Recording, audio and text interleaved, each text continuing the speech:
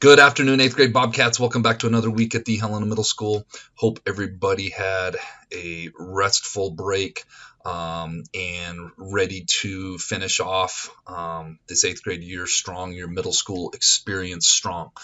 Kind of on that note, going back to today's Bob lesson, which is brand new, this was inspired from the last time we were doing Stop, Walk, and Talk, and with the eighth graders on each of the classes I did. I kind of got off on a touch of a tangent about 5 things that, using my training, using my knowledge and my education, and more so anything, using my experience of having done this career for over a decade now, and kind of following students and seeing which ones really make it and are successful and which ones aren't successful in high school, and seeing commonalities and seeing what they have in common and see what they don't have in common.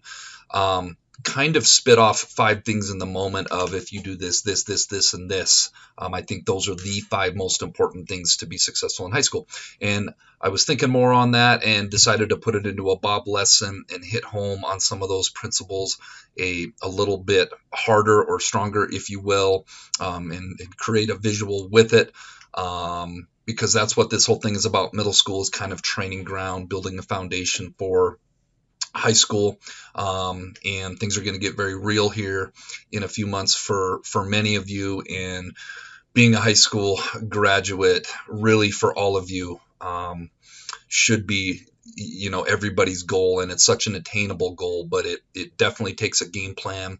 It definitely takes a framework, and I'm going to kind of lay that out a little bit, my opinions, my idea of what that framework is today. And so I'm hoping you all really enjoy that. All right, this week's Bob lesson: 5 keys for high school success. But first, let's be our best at HMS this week. Let's be Bob. Let's be safe. Let's be responsible. Let's be respectful. And let's be a learner. All right, first step is, and I really believe this more and more over the years, is community involvement and finding your community and finding a bigger part, whether that's a team, whether that's a club, whether that's an organization, finding a group of people that have a theme, whether that theme is volleyball, sport, dance, thespians, speech and debate, finding something greater than yourself to belong to. And as I watch students go on, I think one of the biggest things is, I think it's good for us as human beings to have accountability to something bigger than yourself. Life is hard moving forward. I'm not going to sugarcoat that at all. I'm just going to tell you how it is. Life is hard, and part of that is we need things to drag us along. We need reasons to drag our butts out of bed sometimes. And if we know that it's not just about us, it's about a group of other people that are counting on us, I think that can be very powerful.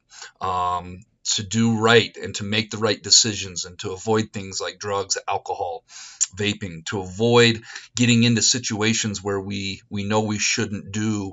A lot of times it's that accountability of having your community, whether that's your team or whether that is your thespian partners or whatever, your orchestra group, your choir group, that having them there to hold you accountable is really important. There was a statistic, and I wish I knew the exact number, but it is statistically proven that students who are involved in a team, club, or activity in high school are more likely to be high school graduates than ones that are not. That is why Helena High's whole thing, like HMS, is be safe, be responsible, be respectful, be a learner. They incorporate be involved. So finding your community involvement somewhere. The second is attendance. One of my favorite quotes is, sometimes the best ability in life sometimes is availability, right? You can have all the ability in the world, but if you're not there, that doesn't, all of your talent or your skills or whatever kind of goes by the wayside. So many of us struggle with getting to school consistently, and the ramifications of not having good attendance when we get to high school, it's just that much more spotlighted. It's that much more. You literally cannot have more than, I believe, 10 unexcused absences and pass your classes a semester. The same way you can't maintain a job or a career as an adult someday without that consistently being at your job. It simply isn't possible to be successful in high school when you're not consistently at school. Got to get to school every day. My first principal used to tell me, if you take a student with work ethic and you give them some direction and they can work hard, they will be successful.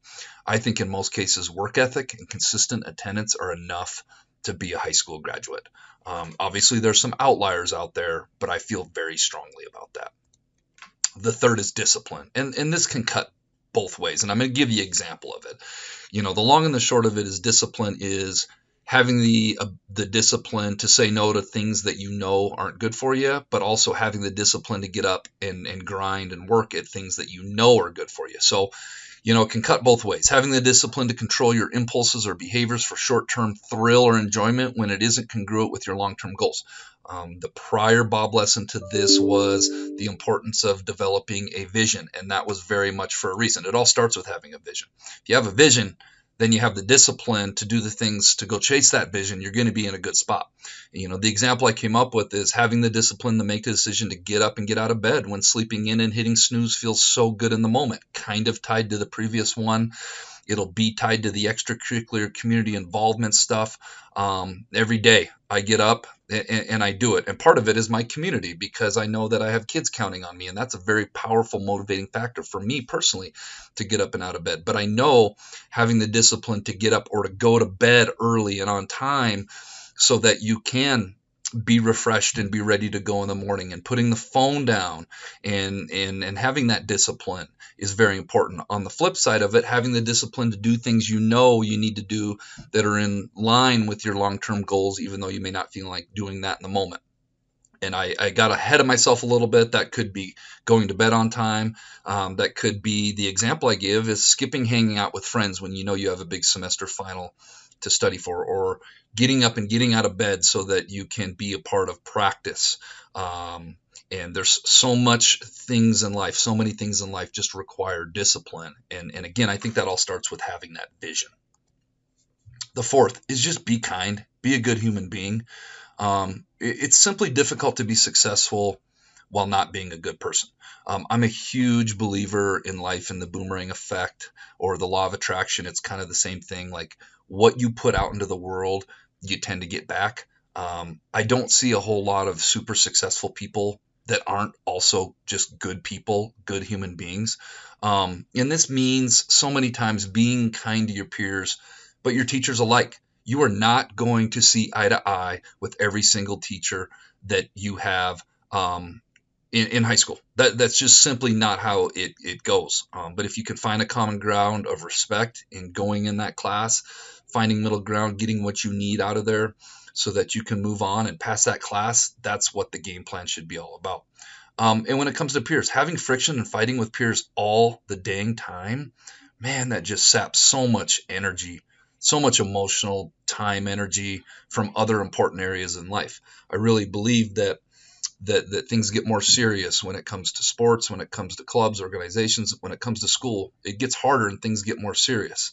So you have to make sure that your energy is in the right place. If your energy is constantly tied up in fighting and having conflict with others, it just creates that much more of an uphill battle. And I skipped ahead a little bit on this. Learning how to navigate classes where you have difference of personality and opinion from teachers, it's so important because we're all different in life. That's never going to change. I have differences of opinion and different personality than many teachers in this building, but I also recognize the importance of being respectful, being a professional, trying to understand them, trying to get my points across, and then finding a common ground that's good for all of us. So be good human beings. I can't stress that enough. And the fifth is check your circle. Talked about this. A book I read, The Nurture Assumption, that talked about what has a greater effect on how young people turn out. Is it nature versus nurture? Is it the genetics that you're born with, or is it the surroundings that you are raised in? And the takeaway that I want to take from this book is that when it does come to nurture, it's not necessarily your parents, your auntie, your uncle, grandma, grandpa that matters the most. It's your peer group that you choose to hang out with. I will say for many of you, from now until you're an adult, the greatest influence on your life, many times, it's not for everybody, but for a large portion of you, is going to be those 5 people that you spend the most time with. Those 5 friends that you spend the most time with, your top 5 Snapchat friends that you have streaks with, whatever, however you measure your top 5 friendships, they will have a greater impact on you these next 4.5 years than anybody else in your life. Stop and think about that. Peer influence in your teens is one of the most powerful things there is out there. So some good questions to ask yourself when it comes to your circle. What goals or lack of goals are my close 5 friends working towards or not working towards? And how does that rub off or affect me? In what ways do my close friends influence me? Friends, good friends should influence you in a positive way. They should know you. They should know your mission. They should know your purpose, your vision that you have, and hold you accountable to that. I was giving my close friend a hard time trying to get him to go mountain bike with me, and I told him, I'm like, your physical health has slipped a little bit. I can tell you've put on some weight. Like, let's go exercise. Let's get going on this. That's being a good friend. And he said to me, the one thing I can always count on you for is shooting me straight and being honest with me, and that's a compliment because, that's what good close friends are about. And then, are we headed in the same direction? Are we headed in the same direction as one another? That is one of the hardest things in high school, is when people start heading in a different direction in life. And then you have to sit back and you have to think about that a little bit. This week's quote of the week: with awareness, hopefully you all have a little bit more awareness now. Comes responsibility and choice. Now it's your choice to decide if we're going to implement some of these things or not. All right, let's give away some jelly beans. This week's winner: Emma Zolinsky, Reagan Bushella, Liam Goodwin, Sophia Weismiller, Olivia Barnard, Macy Marins. October would be 10, as in the 10th month of the year. All right, this week's Jelly Bean question of the week. Shout out to all our wonderful math teachers at HMS. How many times can you subtract the number 5 from the number 25? If you think you know the answer, submit your answer to the Bob Box. Tune next week to see if you're a winner. All right, Bobcats, let's make it a great week at the Helena Middle School.